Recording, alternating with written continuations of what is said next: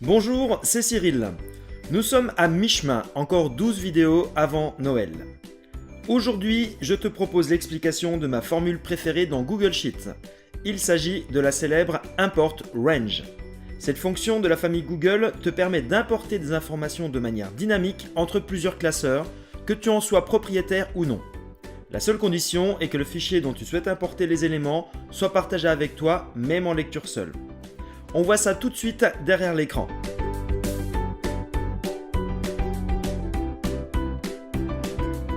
Dans ce dossier Drive, je vais simuler la présence de deux fichiers différents pour simplifier mon explication. Dans le premier fichier, qui s'appelle le fichier source, je vais trouver deux onglets respectivement nommés Personnel et Planning.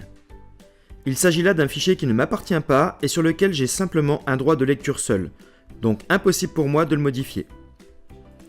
Dans le second fichier, qui s'appelle le fichier cible, qui lui m'appartient, je vais avoir besoin de certaines informations disponibles dans le fichier source.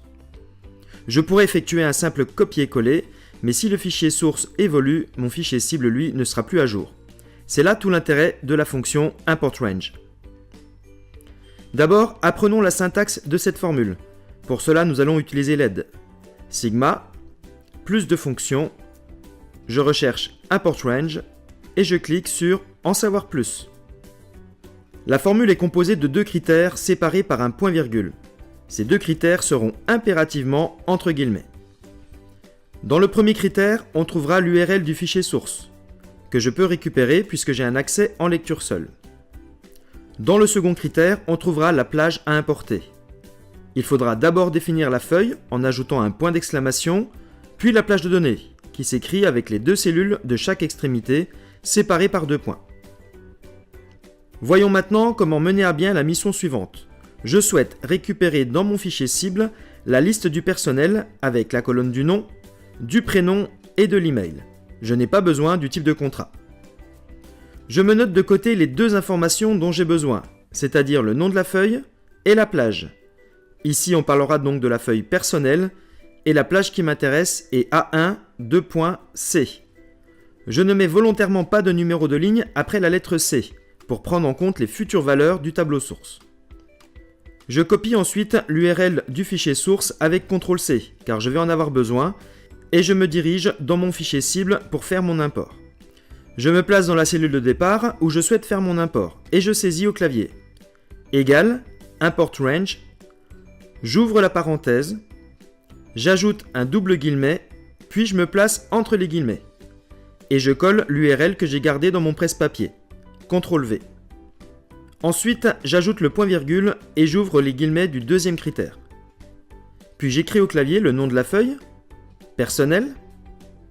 J'ajoute le point d'exclamation pour indiquer que c'est bien le nom de la feuille. Puis j'ajoute la plage, A1:2.c. Je ferme les guillemets, puis la parenthèse, et je valide. Après un court instant, Google me demande d'associer les feuilles, car c'est la première fois que j'importe des données depuis le fichier source. Après avoir validé cette autorisation, mes données apparaissent automatiquement. Là, tu pourrais te dire, tout ça pour ça, j'aurais pu faire un copier-coller 4 fois plus rapidement. Oui, mais là, l'import est dynamique et protégé.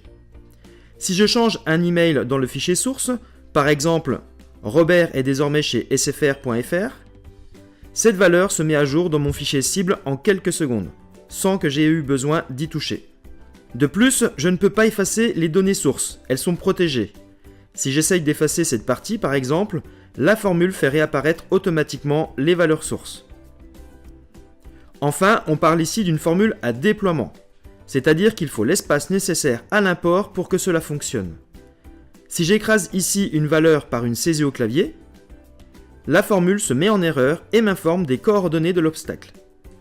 Si j'efface cet obstacle, la formule joue de nouveau son rôle. Je vous informe tout de même de deux inconvénients.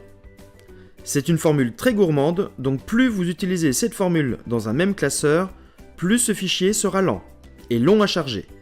Donc pas plus de 50 formules de ce type dans un même fichier. Le deuxième inconvénient, c'est que l'import ne fonctionne que sur des plages continues. Mais tu verras dans une prochaine vidéo comment contourner ce problème grâce à une formule magique. Voilà, tu sais désormais comment éviter des copier-coller manuels qui ne sont jamais à jour et comment profiter d'une base de données qui n'est pas la tienne. La maîtrise de cette fonction est indispensable pour travailler efficacement avec Google Sheets. Demain, Thierry te montrera les modules complémentaires. Ces extensions de Google Sheets proposées par d'autres développeurs peuvent t'apporter beaucoup de bénéfices si tu trouves ceux qui répondent à ton besoin. En attendant, abonne-toi à la chaîne Numéricoach sur YouTube, like la page Facebook et dirige-toi sur le blog de Thierry Vanoff pour recevoir chaque semaine des infos sur la suite Google. N'oublie pas d'enfoncer les pouces bleus, les plus sains et les j'aime de tes réseaux sociaux préférés et partage à tes collègues. À demain!